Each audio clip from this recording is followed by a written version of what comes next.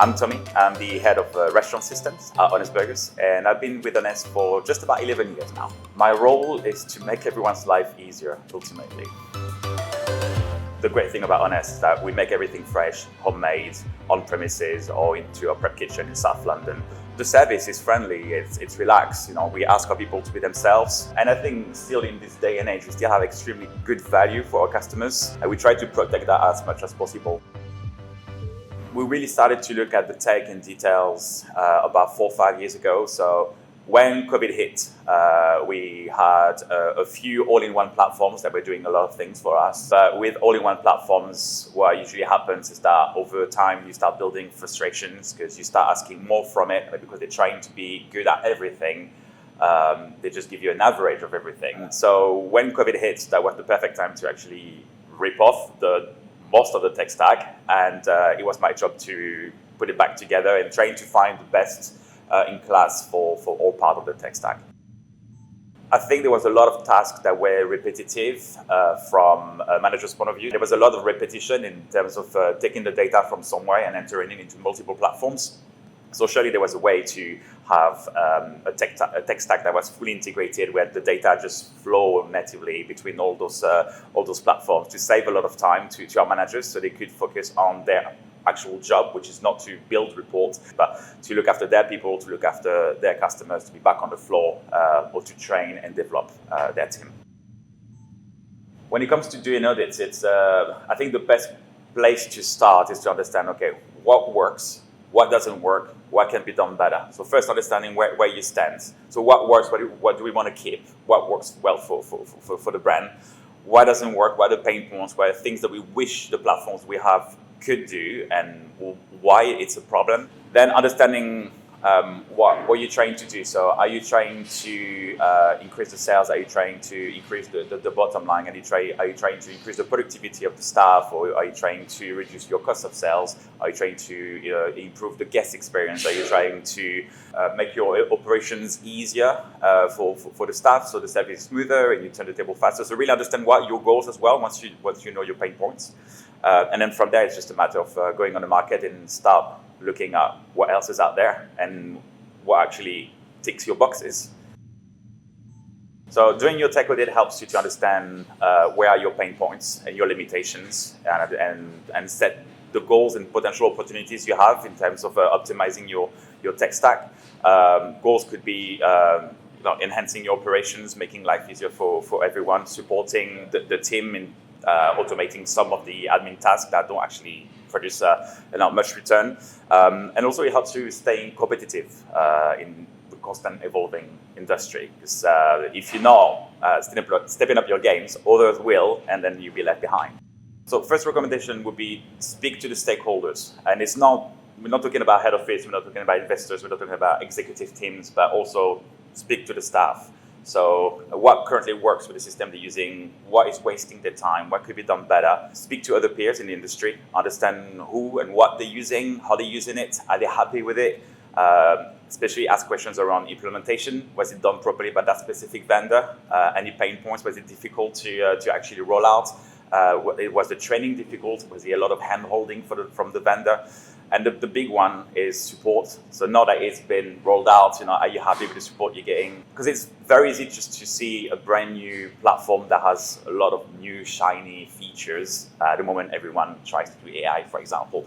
But if it doesn't actually solve your problem and tick your specific requirements and tick your specific non-negotiables, you should not even go and explore, because it's just a waste of time. First, stick to your plan, stick to your requirements, stick to your non-negotiables, and only if it ticks all those, then you can start going into the fun stuff. It starts with a lot of conversations. I usually start by building this requirement list, and I speak to all departments and the restaurants themselves. So I would have a tech requirements where obviously an open API and existing integrations will be in there. Anything related to security, then I would speak to the marketing team, anything that they would need on their side, depending on the platform we're looking at, finance team, operations, HR and people team, property, if it's relative to them, and then restaurants, ultimately. And once you start building your entire list, you start deciding, okay, what is a non-negotiable that must be there? What is a nice to have? And then go on the market, have conversations with the platform, share your requirement list, go through first round of demos. Usually I do them on my own. And then once you've narrowed down to a few platforms, I start involving the head of departments usually and a few people from the restaurants and start getting their feedback. And once again, so usually I do 3 platforms. I try to narrow it down as much as possible because then it's just a lot of time involved for the head of departments. Over the years, I've also learned about how to collect feedback properly, because it used to be a free-for-all. So what did you think? And then it just goes in all directions and you don't actually get anything tangible. So now I'm very structured and I have an actual questionnaire that I share with ratings, and then I can get it all together and see, what platform performed the highest in each department and the overall score. And it just makes it much easier then to pitch it to the board and negotiate contracts and just get that whole thing signed off. It's usually at least a good 2 to 3 months process, because it takes time to go through the first round of demos. It takes time to narrow down a few features to make sure there's a common understanding of what is needed or how it should be. There's talking about future development, roadmaps, and then starting involving the stakeholders, which is usually the most difficult part, because everyone has their own diary, and then you try to find a time that works for everyone. Then the whole commercial side of things also takes time. 3 things that are deal breaker for a platform or a vendor.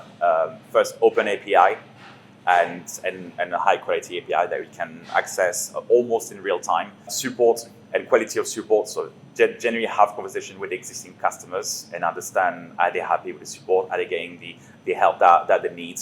And ultimately collaboration around the roadmap and the direction. So getting a platform or getting a vendor that is interested in hearing feedback from their customers to actually direct their trajectory in terms of where they should be heading and what they should be developing, instead of just thinking they know better,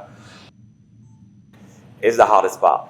It is by far the hardest part. So it's very easy to say, yeah, we're going to bring a new platform, and this process might take 2 to 3 months, and then you sign a contract, and this is not where it ends. It's actually where the real work starts. So once you sign that contract and you start planning the implementation, it's about prepping the teams to understand this is coming, and not just telling them this is coming. It's telling them, this is the problem we have, this is what this platform will do for us, and this is all those additional stuff that we can't do right now that this will enable us to do.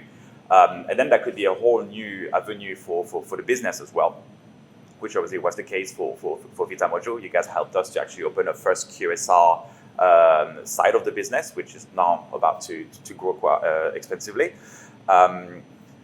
But explaining to the teams why we're doing that, why would they benefit from it, getting them involved, first of all, throughout the whole process. So it's not like it's coming out of nowhere. You had already a few managers that were involved, a few members from the restaurant that were involved in the selection process. So those becomes a bit of your champions, where they will be there. Yeah, I've seen the other platform. That one was the best, and this is why it was the best. And they just become your little marketing team to kind of spread the good words about the new platform. Training is the key for the implementation to be successful. Because if you don't train your teams properly, they will likely not use the system properly, and then it will become a failed rollout, or in a year time, that system doesn't work. In most cases, the system works. They just haven't been trained properly or haven't been retrained properly. What I've learned over the years as well is the best way to actually land the training is to try to adapt the training to as many learning styles as possible. So it's not about a matter of just doing an online session when everyone joins and everyone is bored and listen for 2 hours of you talking over, you sharing your screen. That doesn't really work anymore. So what I've been doing is in-person training. So I bring people into a room, small group of 15, 20, and I'm in front of a screen and talking to them, and we go slowly through different features, and people can raise their hand and things like that. I've been doing snippets. So generally, this is a 30 seconds video that you can go back and refer to it once you've done the main training. So if you forgot, how to do a discount or how to do a void, this is a 30 seconds video that just shows you how to do this specific action. For those that don't want to watch videos or can't watch videos, because sometimes you're on the floor, I do also step by step in the same spirit. So those are like 30 seconds read that just show you how to do one thing.